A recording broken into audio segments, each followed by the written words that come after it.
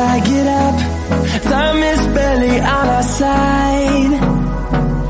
I don't wanna waste what's left.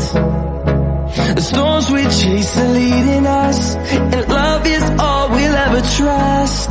Yeah, no, I don't wanna waste what's left. And on we'll go, through the wastelands, through the highways, till my shadow turns to sun rays. And on we'll go, through the wastelands, through the highways, and on we'll go. दोस्तों नमस्कार।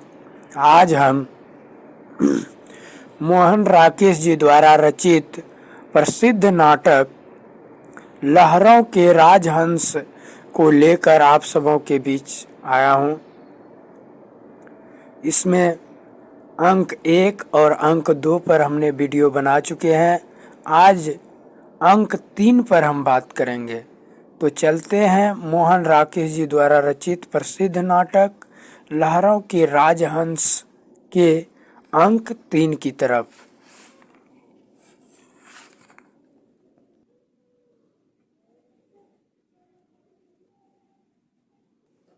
वही कक्ष, अगली रात, बीच का पहर।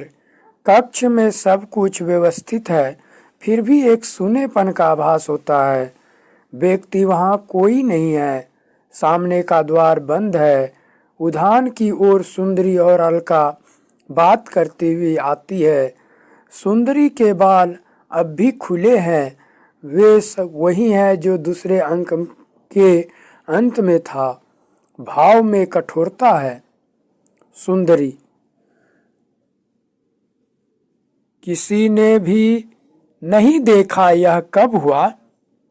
अलका, नहीं देवी।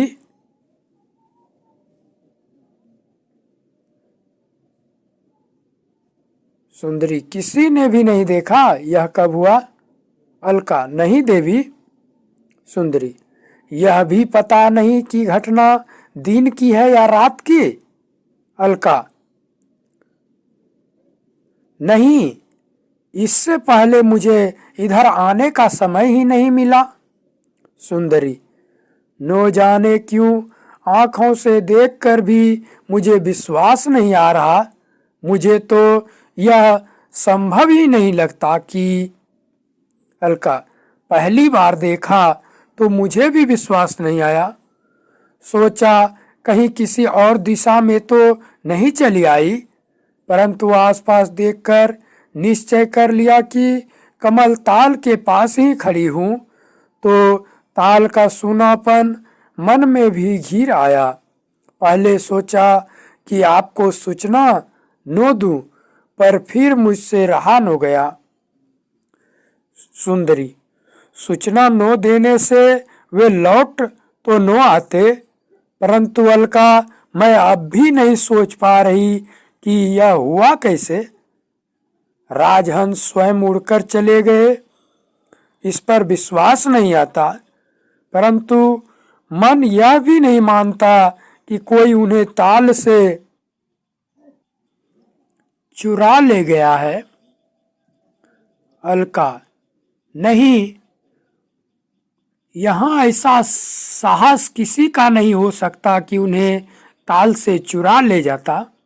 सुंदरी, गंभीर दृष्टि से सामने देखती हुई, साहस की बात आज नहीं कह सकती, परंतु नहीं सोच पा रही कि यदि सचमुच किसी ने ऐसा साहस किया है तो वह हो कौन सकता है।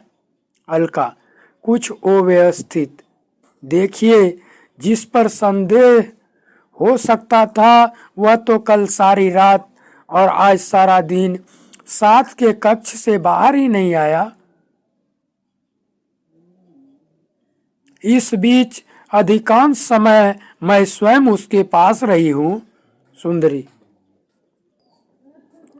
सुंदरी, उस पर मुझे संदेह नहीं है, इसलिए तय नहीं कर पा रही कि यह हुआ कैसे, परंतु राजहंस आहत थे। कम से कम एक उनमें अवश्य आहत था। क्या उनके पंखों में इतनी शक्ति रही होगी कि वे अपनी इच्छा से उड़कर कहीं चले जाते। फिर जिस ताल में इतने दिनों से थे, उसका अभ्यास, उसका आकर्षण क्या इतनी आसानी से छूट सकता था? अलका, संभव है आहत होना ही उनके उड़कर चले जाने का कारण हो। सुंदरी, होने को कुछ भी कारण हो सकता है, संभव है यही कारण हो। सोचती सी चबूतरे की ओर बढ़ जाती है। अलका, रात आधी बीत चुकी है, अब क्या कुछ देर विश्राम नहीं करेंगी? सुंदरी, अब तक और क्या ही क्या है विश्राम के सिवा? अलका, चुपचाप बैठे रहना विश्राम नहीं होता। आप दिन भर जिस मना स्थिति में रही है, उससे तो इतनी थकान हो गई होगी कि। सुंदरी, देख, मैं फिर से इस विषय की चर्चा नहीं सुनना चाहती। अलका, फिर से यह कैसे कह रही है? अब तक आपने एक बार भी तो इस विषय में बात नहीं करने दी।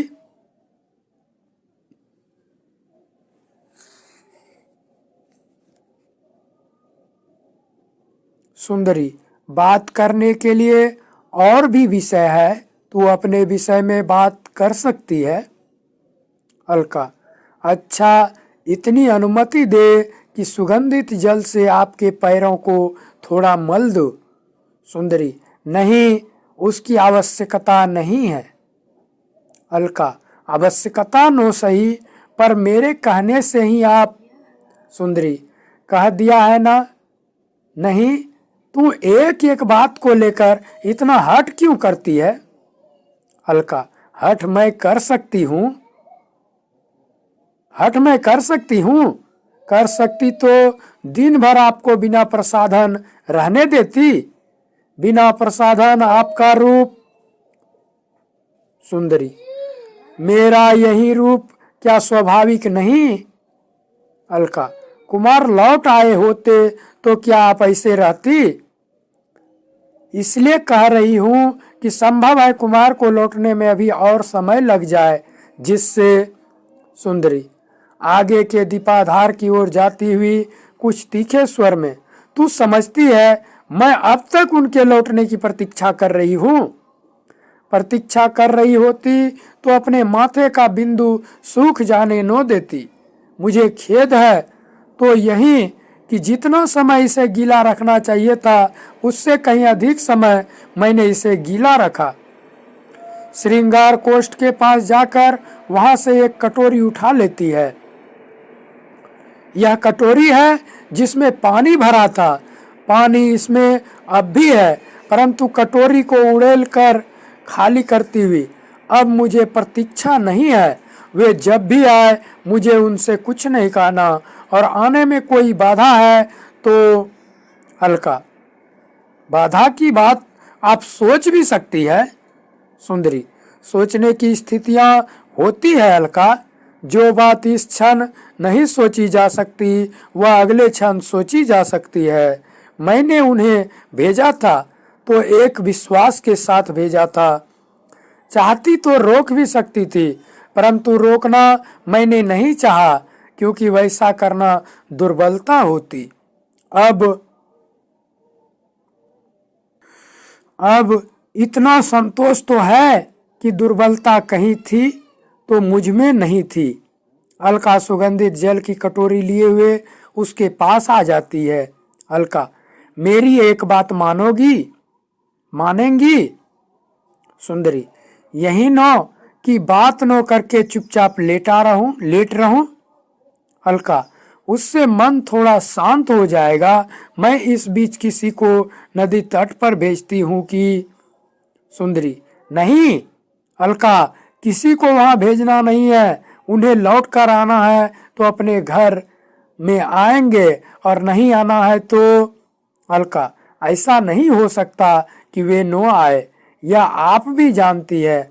अब तक नो आने का एक कारण यह भी तो हो सकता है कि समय पर नो आ पाने का संकोच ही उन्हें रोके हो, या उधर से ही आर्य मैत्रेय के साथ आखेट पर निकल गए हो।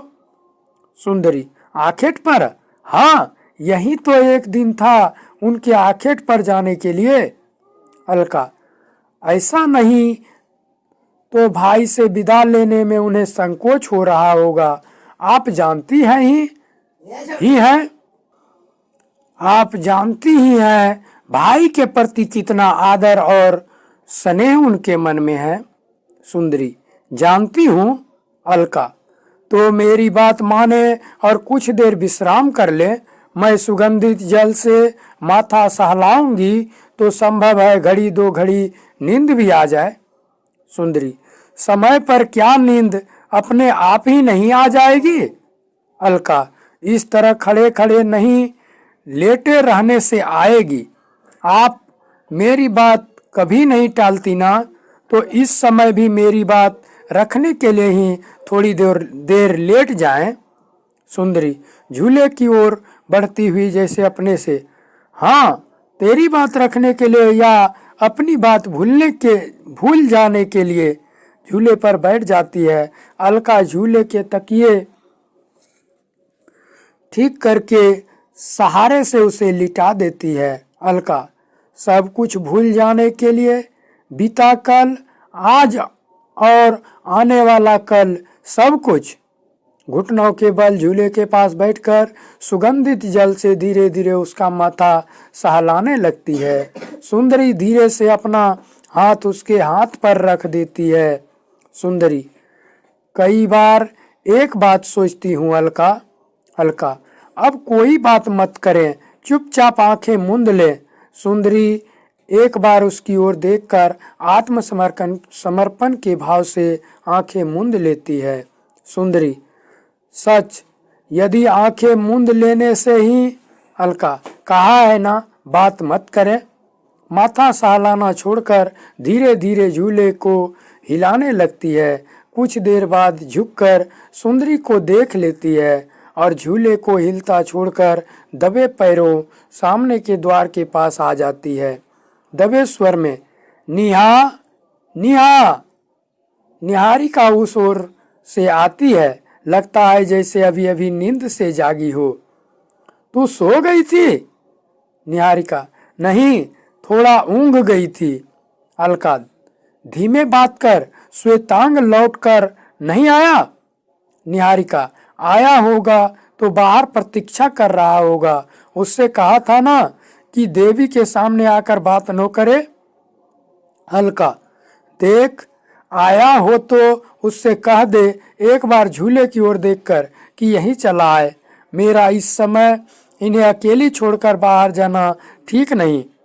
निहारिका चली जाती है। अलका झूले के पास जाकर सुंदरी को देखती है और धीरे से उसे वस्त्र ओढ़ा देती है। सामने के द्वार से श्वेतांग आता है। अलका हल्के पांव उसके पास चली जाती है और उसे धीमे स्वर में बात करने का संकेत करती है। अलका, उनसे भेंट हुई? श्वेतांग, नहीं। अलका, उन्हें देखा भी नहीं? श्वेतांग, नहीं। अलका, वे वहां नहीं हैं? श्वेतांग, वहां से कब के जा चुके हैं? अलका, कुछ पता चला कि वहां से अकेले ही चले हैं या? श्वेतांग, अकेले ही चले हैं। अलका, वहां से किस ओर गए हैं? श्वेतांग, यह ठीक से पता नहीं चला। अलका, यह तो पता चला होगा कि वहां उन्हें इतना समय कैसे लग गया। श्वेतांग, हाँ, जिस समय वहां पहुंचे तथागत इतने लोगों से घिरे थे कि कितनी ही देर वे उनके पास नहीं जा पाए। इस बीच कितनी ही बार वहां से उठ आने को हुए परंतु उठने का साहस नहीं कर सके। अलका, फिर? श्वेतांग, अंत में पास आने का अवसर मिला तो उन्होंने तथागत को प्रणाम किया और उनसे एक बार अपने यहाँ आतिथ्य स्वीकार करने के लिए कहा।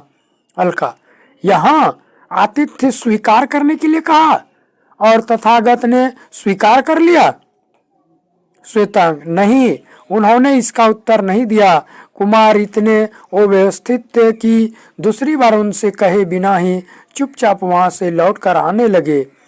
सुंदरी कुनमुना कर करवट बदलती है। अलका और श्वेतांग पल भर चुप हो रहते हैं। अलका यह निश्चय करके कि सुंदरी की नींद नहीं खुली, आने लगे परंतु आ नहीं पाए, तो क्या तथागत ने उन्हें रोका? श्वेतांग कहकर नहीं रोका। कुछ क्षण स्थिर दृष्टि से वे कुमार की ओर देखते रहे, फिर उनसे अपने पीछे आने को कहा, विहार में चले गए। आने को कहकर विहार में चले गए। अलका ओह, कैसे अंतर्द्वंद के क्षण रहे होंगे कुमार के लिए। विहार में कितना समय रहे वे उनके साथ। श्वेतांग कितना ही समय। सुना है वहां उन्हें धर्म का उपदेश देकर तथागत ने भिक्षु आनंद से कहा कि वे कुमार को दीक्षित कर दे। अलका अस्तबद्ध होकर, दीक्षित कर दे? श्वेतांग हाँ, और उन्हें दीक्षित कर दिया गया। अलका कर दिया गया और कुमार ने चुपचाप दीक्षित होना स्वीकार कर लिया? श्वेतांग नहीं, पहले उन्होंने विरोध किया, परंतु जब आरोप लगाया गया कि वे कामासक्त होने के कारण ऐसा कर रहे हैं, तो वे स्थिर दृष्टि से तथागत की ओर देखते हुए चुप खड़े रहे।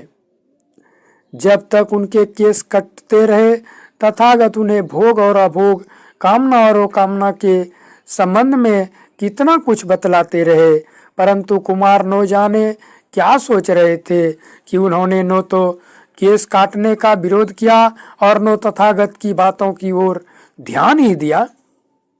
अलका और इस तरह कुमार दीक्षित हो गए? श्वेतांग परंतु दीक्षा के बाद तथागत ने अपना भिक्षा पात्र उनके हाथ में देना चाहा, तो कुमार ने वह पात्र वो स्वीकार कर दिया। अलका वो स्वीकार कर दिया? श्वेतांग हाँ, और बिना तथागत को प्रणाम किए बिहार से निकल आए। कहते हैं उस समय उनकी आंखों का भाव विचित्र सा हो रहा था। वे स्थिर दृष्टि से सामने देखते चल रहे थे, जैसे उन्हें अपने से और अपने से ही नहीं हर एक से गहरी वितृष्णा हो। अलका आशंकित स्वर में, और उसके बाद? श्वेतांग उसके बाद का ही तो ठीक पता नहीं चला। कुछ लोगों का कहना है कि उसके बाद उन्हें घने जंगल की ओर जाते देखा गया था। अलका घने जंगल की ओर? परंतु अपने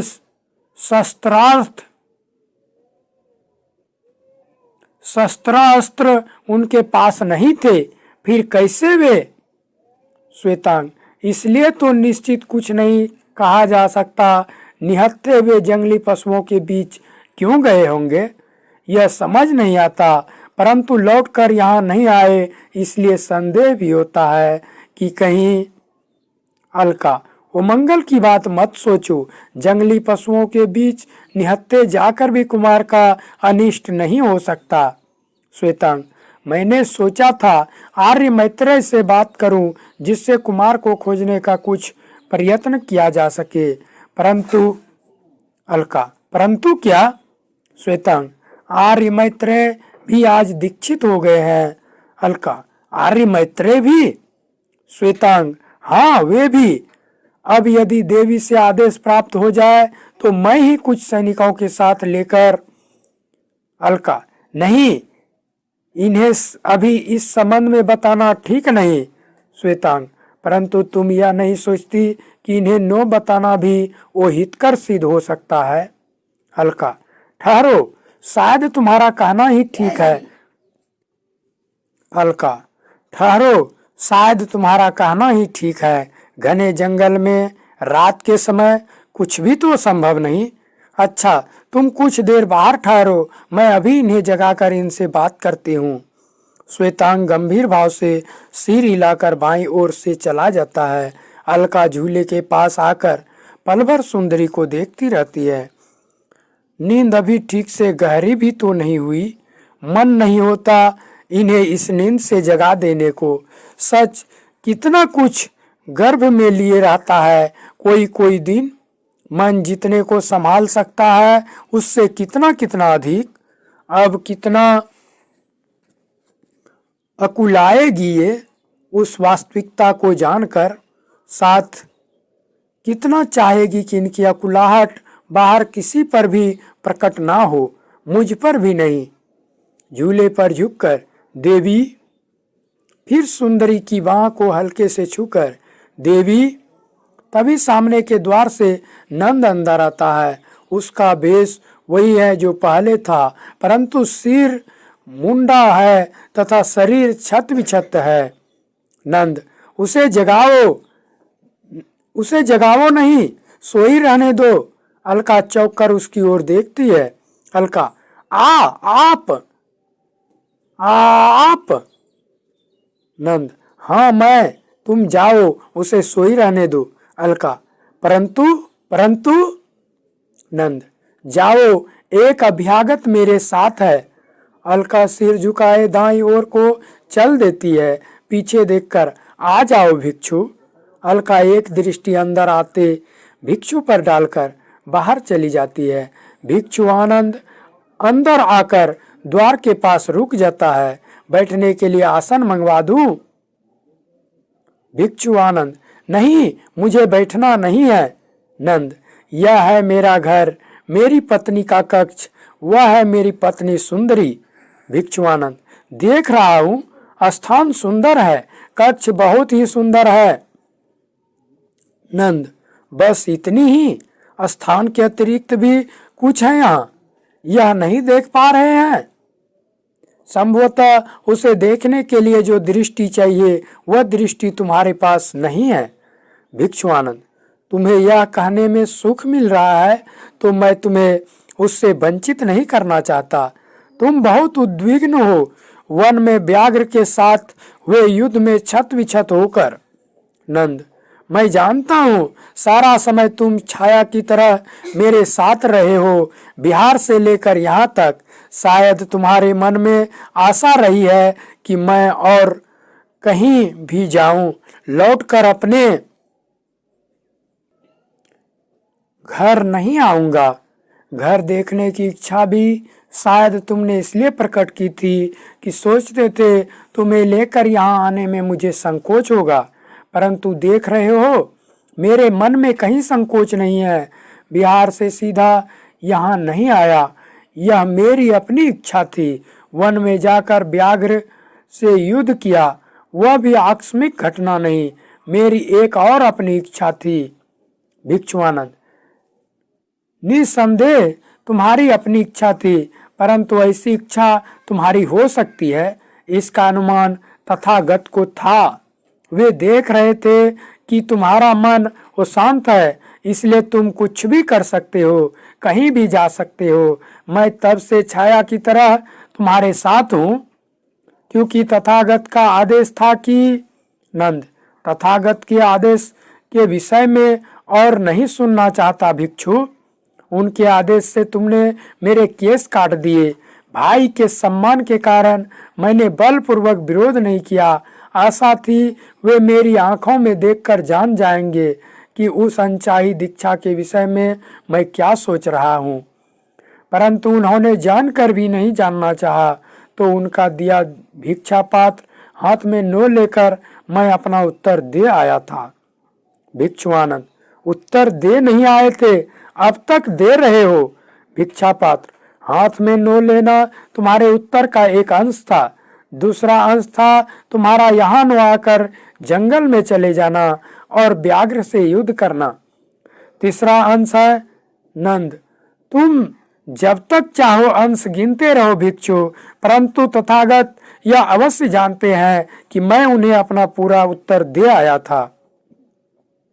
भिक्षु आनंद, वे इससे अधिक जानते हैं नंद, जानते हैं कि तुम्हारा कोई भी उत्तर तब तक पूरा नहीं हो सकता जब तक। नंद, जब तक? भिक्षु आनंद, मन की व्याकुलता शांत नहीं हो जाती।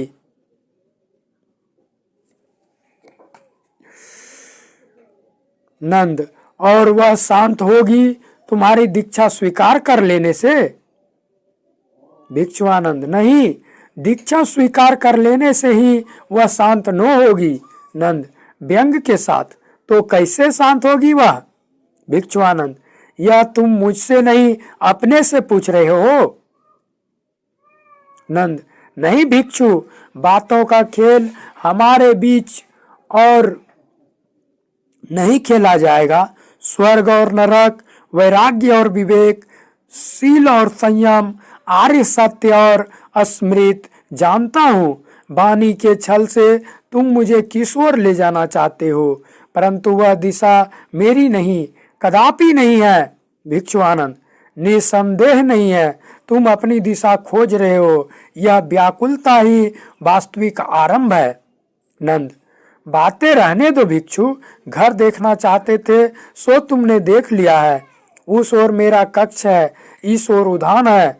भिक्षु आनंद, मैं घर देखना चाहता था। नंद, घर, कक्ष या उद्यान नहीं, तुम्हारे पास कक्ष और उद्यान सब कुछ है, घर नहीं है। घर जिसमें तुम्हारी आत्मा को विश्राम मिल सके। मुझे विलंब हो रहा है, मैं अब यहाँ से चलना चाहूंगा। पल भर स्थिर दृष्टि से नंद की ओर देखता रहकर वापस सामने के द्वार की ओर चल देता है। द्वार के पास रुककर चलते हुए कामना यही है कि कभी न कभी तुम्हें वह आश्रय मिल सके जो तुम्हारा वास्तविक घर होगा। नंद, ठहरो भिक्षु, जाने से पहले तुमसे एक प्रश्न पूछना चाहता हूँ। भिक्षु आनंद, मुझसे पूछना चाहते हो? परंतु जो व्यक्ति तुम्हारे किसी भी प्रश्न का उत्तर दे सकता है वह मैं नहीं हूँ। उत्तर किसी भी प्रश्न का तुम्हें केवल एक ही व्यक्ति से मिल सकता है और उस व्यक्ति का नाम है नंद। नंद, जाओ भिक्षु, फिर से वही खेलने के लिए तुम्हें नहीं रोकना चाहूंगा। उसकी ओर से मुंह फेरकर आगे के दीपाधार के पास आ जाता है। भिक्षु आनंद, मुझे रोकने का तो प्रश्न ही नहीं है नंद। जिसे तुमने रोक रखा है वह व्यक्ति कोई दूसरा ही है। नंद के मुड़कर उस ओर देखने तक वह बाहर चला जाता है। नंद जैसे अपनी बात उसे सुनाने के लिए द्वार तक बढ़ जाता है। नंद, बातों का उलझाते क्यों हो भिक्षु? कौन है वह व्यक्ति? भिक्षु आनंद की ओर से कोई उत्तर नहीं मिलता। नंद द्वार से निकलकर गवाक्ष के पास चला जाता है। कौन है वह दूसरा व्यक्ति जिसे मैंने रोक रखा है? फिर भी कोई उत्तर नहीं मिलता तो हताश सा कक्ष में लौट आता है। अच्छा है तुम नहीं रुके, रुकते तो जानता हूँ तुम क्या उत्तर देते। कहते तुम उस व्यक्ति को नहीं जानते। नंद, मुझे आश्चर्य है, परंतु तुम्हारी मुस्कुराती हुई आंखें कहती तुम्हें आश्चर्य नहीं है। आश्चर्य की बात केवल उपहास है, व्यंग्य है। मदिरा कोष्ठ के पास जाकर मदिरा पात्र उठाता है, फिर रख देता है। नहीं, अभी मदिरा नहीं लूंगा भिक्षु। तुम्हारी मुस्कुराती हुई भाव जिससे यह न कह सके, स्मृति से इतना डर क्यों लगता है नंद? अपनी स्मृति को मदिरा की विस्मृति में डुबो क्यों देना चाहते हो? मदिरा कोष्ठ के पास से हटता हुआ, यद्यपि इसका उत्तर मैं तुम्हें दे सकता था, कह सकता था कि स्मृति से बचने के लिए तुमने जो स्वांग रचा है वह मैंने नहीं रचा। इसलिए झूले के पास रुककर पल भर सुंदरी की ओर देखता रहता है। अच्छा है, लौट कर आते ही तुम्हारे प्रश्नों का सामना नहीं करना पड़ा। मैंने कहा था कि शीघ्र ही लौट आऊंगा, परंतु आ नहीं सका। इसे लेकर तुम्हारी आंखों में जो व्यंग उभरता उसका उत्तर शायद मैं न दे पाता। क्या कहता तुमसे कि तथागत के पास से उठ आने के बाद कल के मरे मृग को देखने की कामना क्यों इतनी प्रबल हो आई थी कि किसी भी तरह अपने को वहां जाने से नहीं रोक सका? क्या बताता तुम्हें कि मृग के स्थान पर एक नोच खाई ठठरी को देखकर मुझे कैसा लगा, और कि फिर क्यों गुरगुरा कर सामने से आते व्याघ्र से मैं सहसा उलझ पड़ा? क्यों मैंने जानबूझकर आत्मविनाश को निमंत्रित किया और फिर स्वयं ही आत्मरक्षा के लिए उस तरह लड़ गया? आत्मरक्षा और आत्मविनाश, इन दो प्रवृत्तियों के बीच में एक साथ जिया, कैसे और क्यों? और क्या उस तरह जीकर सुख मिला? वह क्या सुख की ही खोज थी जिसने उस तरह जीने के लिए विवश किया?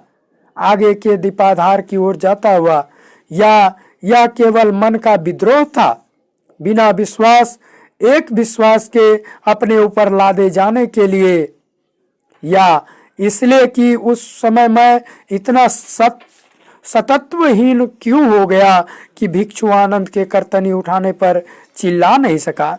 नहीं, यह विश्वास मेरा नहीं है। मैं तुम्हारा या किसी का विश्वास ओढ़कर नहीं जी सकता, नहीं जीना चाहता। अपनी छटपटाहट में कक्ष के एक सिरे से दूसरी सिरे तक टहलता है। इतना समझ में आता है कि जिए जाने से जीवन धीरे धीरे चुक जाता है, कि हर उन्मेष का परिणाम एक निमेष है, और काल के विस्तार में उन्मेष और निमेष दोनों अस्थाई है, कि सुख सुख नहीं, काई पर फिसलते पांव का स्पंदन मात्र है, मात्र रेत में डूबती बूंद की अकुलाहट। परंतु वह स्पंदन, वह अकुलाहट ही क्या जीवन का पूरा अर्थ, जी लेने का कुल पुरस्कार नहीं है? आकाश में लटकते नीले काले बिंदु कोरे सिद्धांतों के वे अधिक अस्थाई, अधिक सत्य कैसे है? टूटे दर्पण के सामने रुककर क्षण भर अपना प्रतिबिंब उसमें देखता रहता है। उन्होंने केस काट दिए तो क्या व्यक्ति रूप में मैं अधिक सत्य हो गया? जीभ काट देते, हाथ पैर काट देते तो क्या और अधिक सत्य हो जाता? कौन कह सकता है कि भ्रांति वस्तुतः किसे है, उन्हें या मुझे? दर्पण के पास से हटकर उन्होंने कहा, मैं नहीं हूं, तुम नहीं हो, वह नहीं है। सब किसी उंगली से आकाश में बनाए गए चित्र है, जो बनने के साथ साथ मिटते जाते हैं, कि उनका होना न होने से भिन्न नहीं है। परंतु मैं पूछता हूँ, जब होने न होने में कोई अंतर ही नहीं है, तो मेरे केस क्यों काट दिए? झूले और पीछे की दीपाधार के बीच आकर, और काट ही दिए तो उससे अंतर क्या पड़ता है? कुछ ही दिनों में फिर नहीं उगा आएंगे। अंतर पड़ता यदि मेरे हृदय बदल देते, आंखें बदल देते, झूले पर झुककर। मेरे हृदय में तुम्हारे लिए अब भी वही अनुराग है, आंखों में तुम्हारे रूप की अब भी वही छाया है। तुम्हारा विशेषक सूख गया, उसका मुझे खेद है, इसे मैं अभी गीला किए देता हूँ। झूले के पास से सुगंधित जल की कटोरी उठाकर सुंदरी का विशेषांक गीला करने लगता है।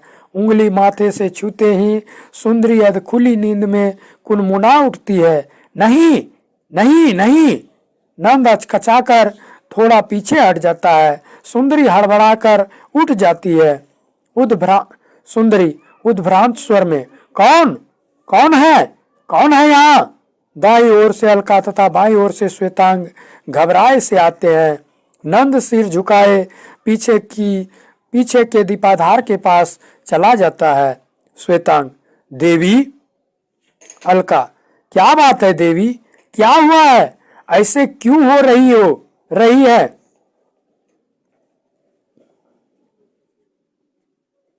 हाथ उसके कंधे पर रखने लगती है, परंतु सुंदरी उसका हाथ बीच में ही रोक लेती है। सुंदरी, ठहर, यहाँ कक्ष में कौन कौन है इस समय? अलका, कौन है? आप है, मैं हूँ, श्वेतांग है। फिर नंद की ओर देखकर चुप कर जाती है। सुंदरी, और कोई नहीं है? कोई बाहर का व्यक्ति? अलका, बाहर का व्यक्ति? नंद की ओर से आंखें हटाकर, बाहर का व्यक्ति इस कक्ष में आ भी सकता है? सुंदरी झूले से उठती हुई, तो फिर मुझे क्यों लगा जैसे अभी अभी एक हाथ मेरे माथे से छुआ हो और एक आकृति आंख खुलते खुलते मेरे सामने से हट गई हो। सच कितनी विचित्र थी वह आकृति, कितनी वो संगत, कितनी वो स्वाभाविक।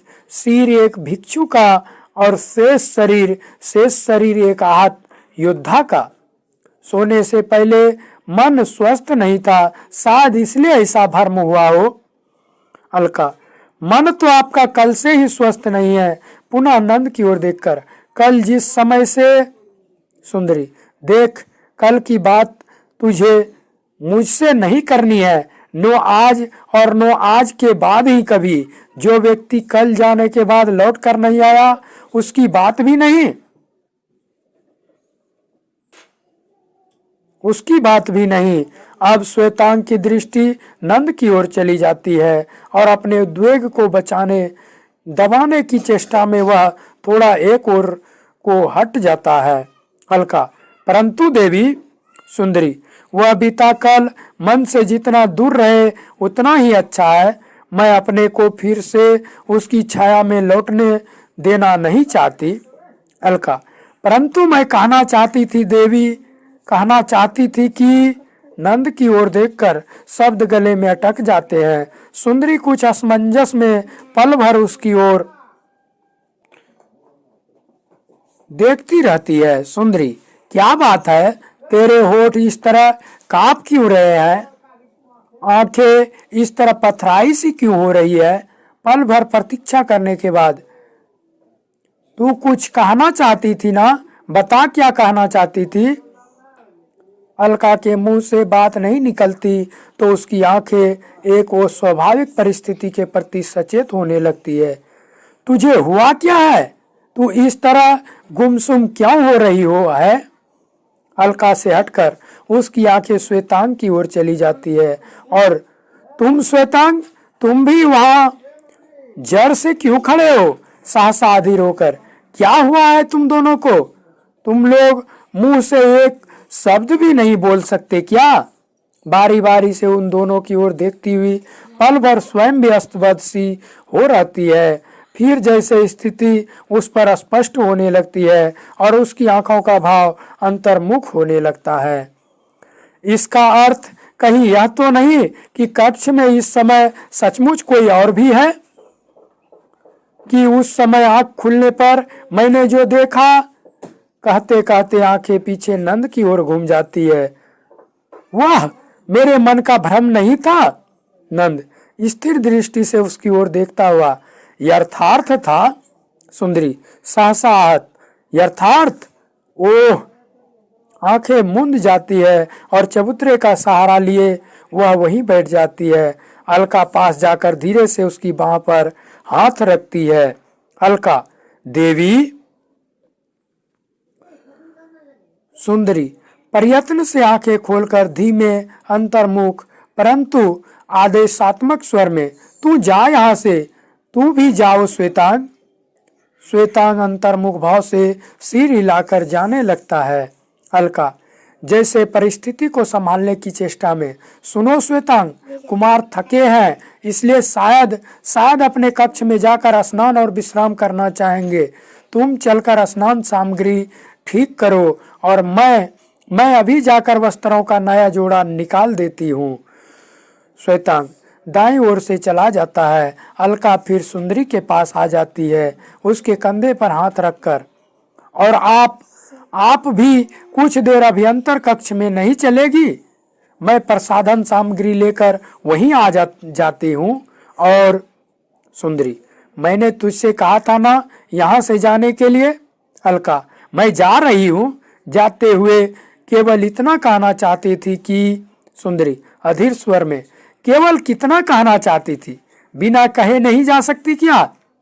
अलका, मैं जानती हूँ आपको कैसा लग रहा है, परंतु अब जबकि कुमार लौट आए हैं। सुंदरी, लौट आए हैं? चबूतरे से उठती हुई, नहीं, लौट कर वे नहीं आए, जो आया है वह व्यक्ति कोई दूसरा ही है। नंद, दूसरा? बढ़कर उसकी ओर आता हुआ, तो तुम भी कह रही हो कि मैं कोई दूसरा व्यक्ति हूँ, केवल इसलिए कि किसी ने हट से मेरे केस काट दिए हैं, मुझे पहले से थोड़ा अपरूप कर दिया है? क्या इतने से ही व्यक्ति एक से दूसरा हो जाता है? अलका इस बीच श्रृंगार कोष्ठ के पास जाकर टूटा दर्पण हटाने लगती है। सुंदरी, तू अब भी यहाँ क्या कर रही है? अलका, टूटा दर्पण हटा रही हूँ, पहले इस ओर ध्यान नहीं गया इसलिए। सुंदरी, इसे रहने दे और तू जा। अलका फिर भी पल भर दुविधा में रहती है। कहाँ है ना जा, मैं इस समय अपने कक्ष में बिल्कुल अकेली रहना चाहती हूँ। अलका ईश्वर से प्रभावित दर्पण छोड़कर वो निश्चित भाव से दाईं ओर से चली जाती है। नंद पल भर अंतर्मुख भाव से उसकी ओर देखता रहकर, मुझसे भी अकेली, यही अर्थ है ना तुम्हारा? सुंदरी स्वर को यथासंभव संयत रखने का प्रयत्न करती हुई, आपसे अकेली क्या, मैं इस समय भी नहीं हूँ। नंद इस समय भी तुम मुझसे अकेली हो? तुम्हें सचमुच लग रहा है कि तुम मुझसे अकेली हो? सुंदरी सीधे उसकी आंखों में देखती हुई, आपको नहीं लग रहा? नंद उससे आंखें हटाकर, मुझे क्या लग रहा है यह तुम कैसे कह सकती हो? सुंदरी नहीं कह सकती ना। व्यक्ति अकेला और किस तरह से होता है? धीरे से मत्स्याकार आसन की ओर बढ़ जाती है। नंद तो तुम कहना चाहती हो कि? सुंदरी नहीं, कहना मैं कुछ नहीं चाहती। आसन पर बैठ जाती है। नंद अपने स्थान पर खड़ा पल भर उसकी ओर देखता रहता है, फिर बढ़कर उसके पास आ जाता है। नंद परंतु मैं कहना चाहता हूँ, यहाँ से जाने से अब तक के बीच जो कुछ हुआ है वह सब तुम्हें बताना चाहता हूँ। इस बीच क्या क्या अनुभव किया है मैंने, किन किन मना स्थितियों में जिया है हूँ मैं, उस सब का अनुमान तुम मेरे बाहर के रूप को देखकर नहीं लगा सकती। सुंदरी बाहर और अंदर में अंतर है, देख रही हूँ। नंद फिर भी बहुत कुछ है जो तुम नहीं देख रही हो। मेरे घावों को देखकर इतना अनुमान तुम्हें हो गया होगा कि तथागत के पास से मैं सीधा यहाँ नहीं आया। इस बीच वन में जाकर मैंने एक व्याघ्र से युद्ध किया, परंतु उसके बाद भी सीधा यहाँ नहीं आया। चाहता था कुछ समय बिल्कुल अकेला रहूं, इतना कि किसी का आभास तक मेरे पास न हो, परंतु वह इच्छा पूरी नहीं हुई, क्योंकि एक व्यक्ति निरंतर छाया की तरह मेरे साथ रहा। इस छाया से मैं बच भी जाता, परंतु उसके अतिरिक्त और भी कितनी ही छायाएं मेरे साथ थी।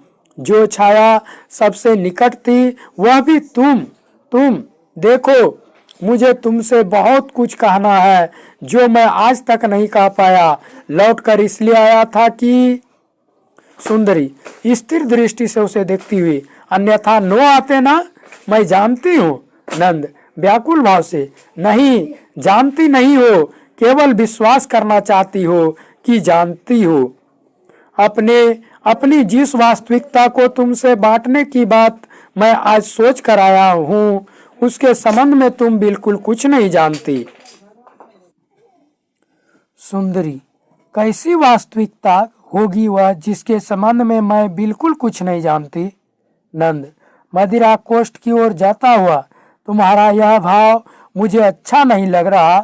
तुम्हें ऐसी कोई बात नहीं कहनी चाहिए जिससे मैं सदा के लिए अपने को तुमसे मदिरा पात्र हाथ में लेकर, देखो इस समय मेरा शब्दों पर वश नहीं है।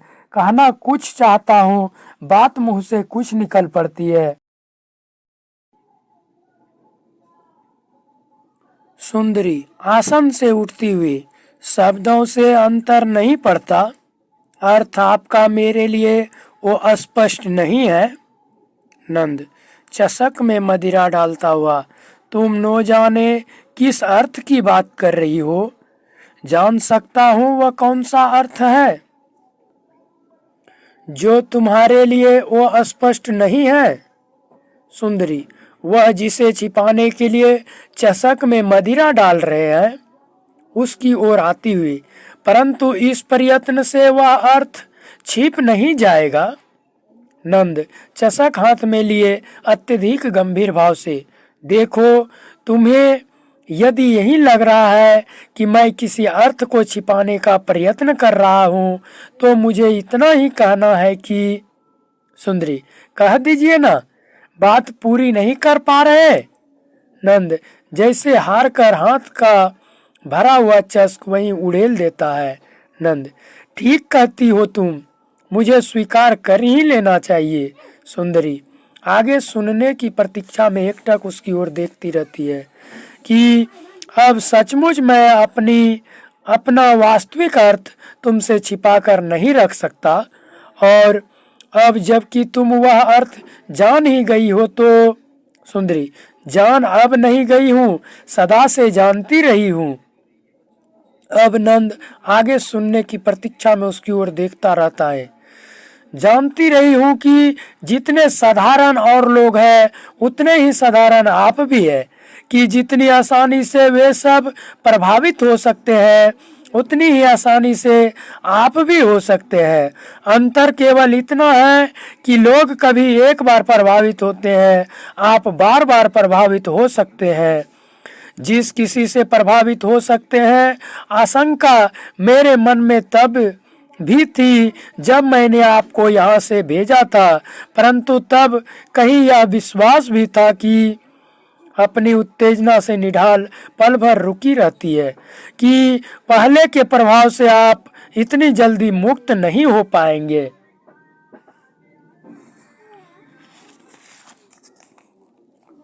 नंद उसके शब्दों से आहत पल भर अस्तबद्ध खड़ा रहता है, फिर मुड़कर उसकी ओर देखता है।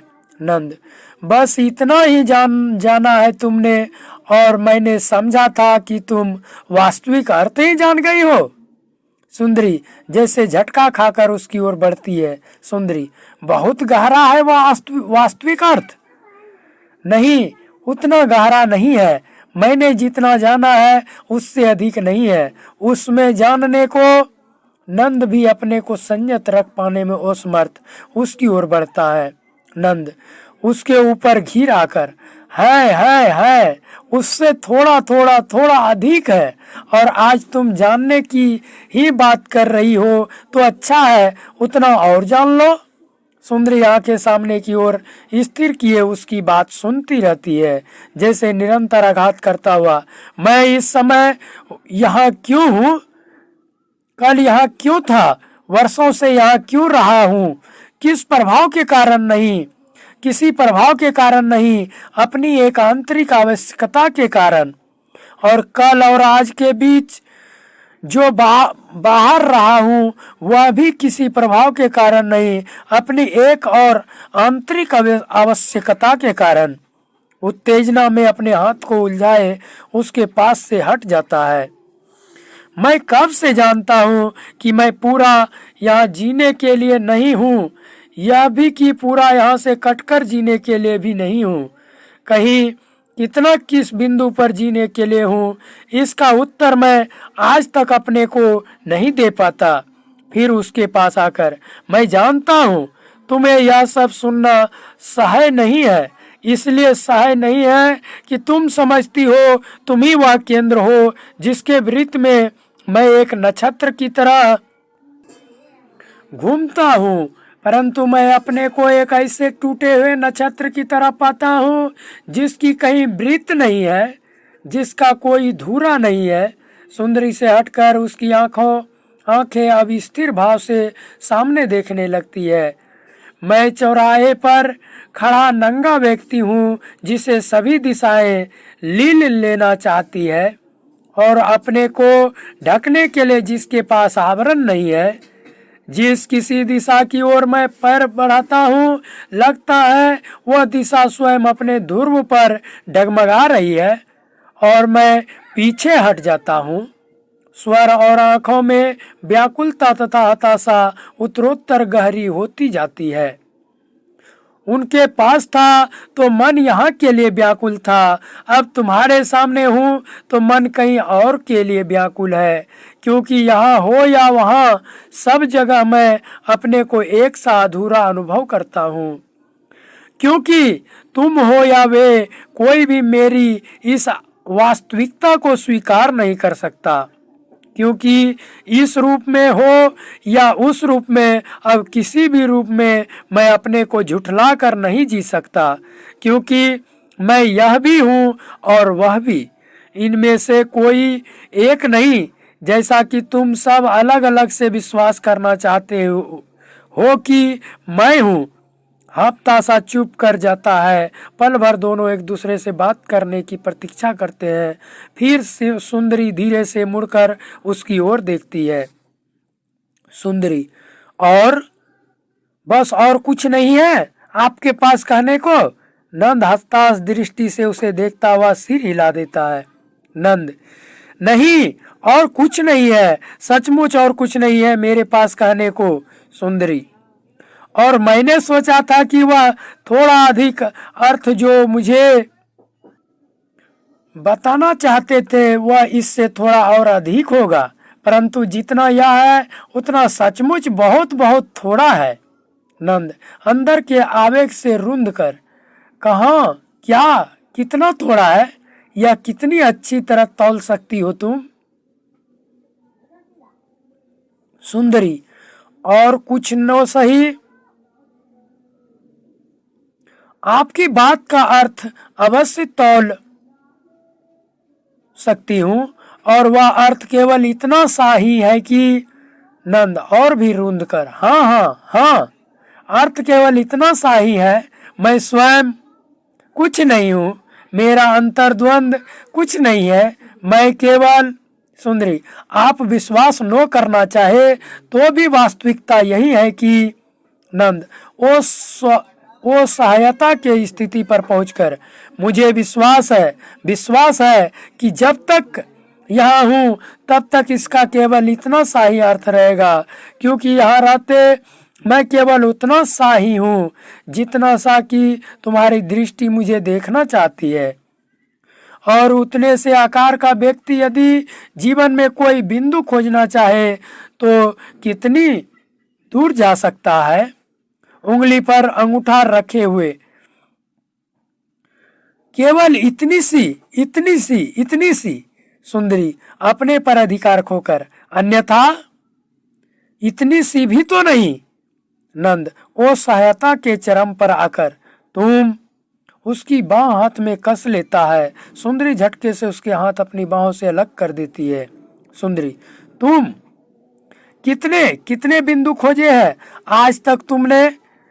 जाओ एक और बिंदु खोजो, कितने शब्दों में ढापा है उन बिंदुओं को, जाओ कुछ और शब्द ढूंढो, परंतु अंत में कहाँ रह जाते हैं तुम्हारे वे सब बिंदु? कहाँ चले जाते हैं तुम्हारे वे सब शब्द? फिर भी क्यों वहीं के वहीं बने रहते हो तुम? वहीं अपने टूटते भाव को संभालने का भरसक प्रयत्न करती हुई वही नंद कुछ पल स्तब्ध सा खड़ा उसे देखता रहता है, फिर आहत भाव से सामने के द्वार से चला जाता है। सुंदरी उसके जाने तक किसी तरह अपने को संभाले रहती है, परंतु उसके जाते ही सिसकती हुई हथेलियों पर औंधी हो जाती है। दोस्तों, मोहन राकेश जी द्वारा रचित प्रसिद्ध नाटक लहरों के राजहंस का तीसरा अंक भी यहीं समाप्त होता है। ये नाटक 3 अंकों में था। प्रथम अंक, द्वितीय अंक और तृतीय अंक, तीनों पर हमने वीडियो बना चुके हैं। ये नाटक यहीं समाप्त होते हैं। जल्द ही हम एक दूसरी नाटक को लेकर आएंगे। तब तक के लिए नमस्कार। हंसते रहिए, मस्त रहिए, स्वस्थ रहिए और मन से पढ़ते रहिए। जय हिंद, जय भारत।